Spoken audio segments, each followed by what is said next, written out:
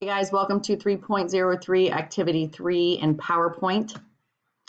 Go ahead on your second slide, open up your blank presentation, and then we're going to find a background from Google Images. Okay. So, open up your blank presentation. Go ahead and go to Google. I just usually will type in backgrounds. You can type in like PowerPoint backgrounds and things of that nature, or if you want a specific background, you can even type in like dog background or tree background or nature background. There's different ways you can search. I'm going to go into images here. You can also filter your results by up here. So if you look at all these different options, so if you're like a big fan of blue, you can click there. And then even within your filtered options, you can filter them even more so. And you can see this arrow over here, you can hit that. There's just countless ways that you can filter your search results to get exactly what you want. Once you have chosen a background, you don't want it to be too busy in a PowerPoint because it makes the readability of it hard. But go ahead and choose a background. I'm going to choose this one because I feel like it's pretty, but people are still going to be able to read my PowerPoint without the background being too distracting. So once you've chosen your background, right click on it and you're going to hit Save Image As. Now normally if I'm saving an image that I don't need to keep for a long period of time, I'll save it to my desktop. That way I'll remember to go back and delete it after I use it so that it's not taking up space on my computer screen. And then I just type in something like PowerPoint, PPT stands for PowerPoint background. Okay. Now, once you've saved it to your computer, then you can go ahead and add it into your PowerPoint background. So you're going to do that by going to Design, and then you're going to come over here, that Format Background command there.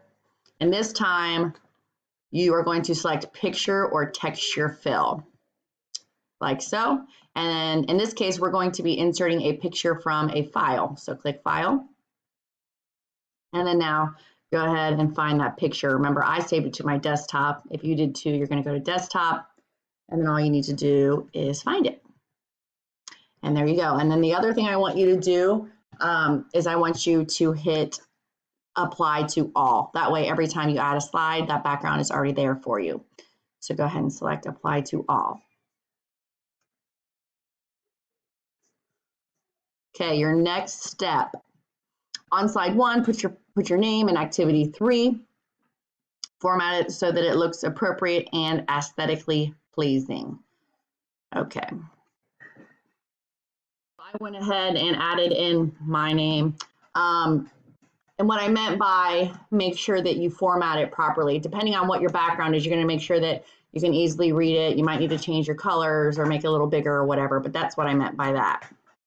All right, step 4, we're going to go ahead and add a blank slide.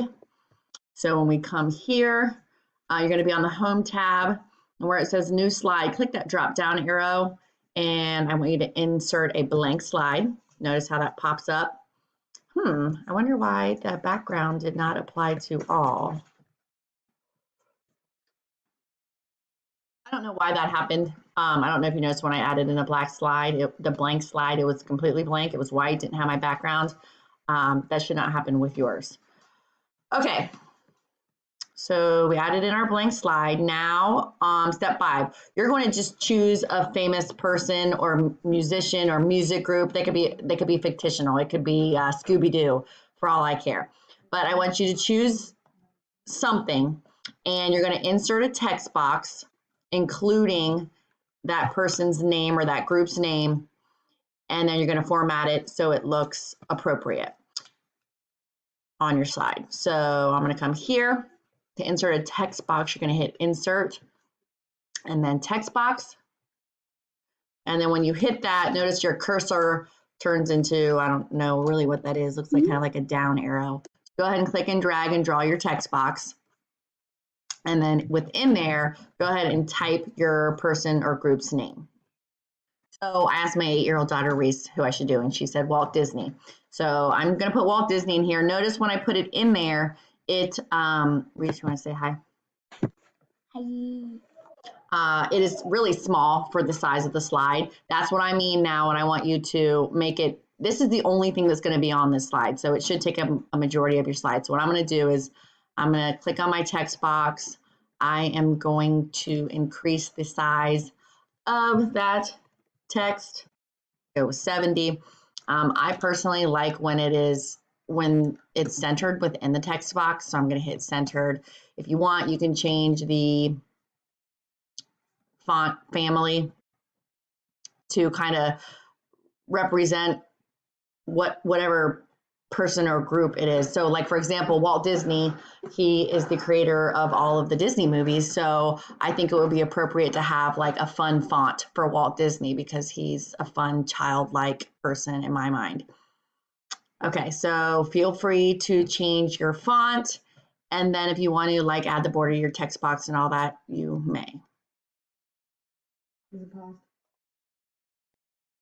Okay, so the last thing we're going to do on this slide then is we're going to center that text box on the slide, both vertically and horizontally. Again, guys, I don't want you to eyeball this. I want you to actually use the proper method to do this. So I'm going to have my text box selected. I'm going to come up here to the Format tab, and I'm going to hit Align. Make sure that Align to Slide is selected, and I'm going to hit Align Center.